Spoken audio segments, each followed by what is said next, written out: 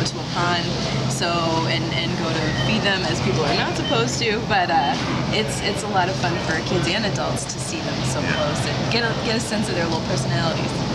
We're at Wilson Farm. This is on 10 Pleasant Street, at 10 Pleasant Street in Lexington, Massachusetts. Pretty easy to get to if you're in eastern Massachusetts, central Massachusetts, southern New Hampshire. You can get down here pretty easily. Yeah, pretty much from anywhere. We're right off Route 2, and easy to get to from 95, from 83, so yeah. And there's virtually no snow on the road today. Right? It's not bad this morning. We didn't know what to expect, but it's not bad at all, so we're pleased about that. All right. By the way, the birds that will be brought to the farm here today for demonstrations are birds that have been injured or otherwise able to continue surviving in the wild. These are not birds that are captured or anything like that. In a few minutes, we'll talk to a lady who makes educational demonstrations like today's possible by caring for these birds at Mass Audubon's Droneland Farm Sanctuary in nearby Lincoln, Massachusetts. Meanwhile, are you wondering how important it is to feed birds in the winter so that they can survive?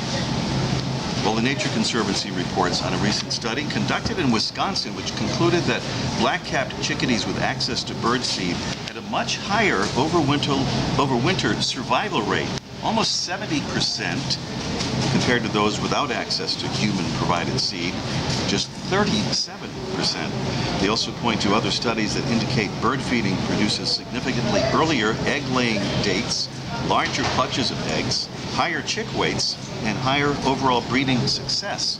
And that's across a wide range of bird species. The greatest impact of feeding seen when birds are most challenged, like now, in and after really harsh winters, like the one that's clobbering much of the country, or when birds are young and inexperienced, or when they're living in low-quality habitats. The studies say that feeding can promote the survival and reproduction of the not quite fittest birds. So you can see how important it is. It is worth pointing out now there have been a couple of studies in England that showed some birds that were fed during the winter actually laid fewer eggs and had lower hatching success. But the reasons, the researchers say, are yet to be understood, and the studies so far apparently are pretty small scale. The research is ongoing, so stay tuned, and until we learn something different, definitely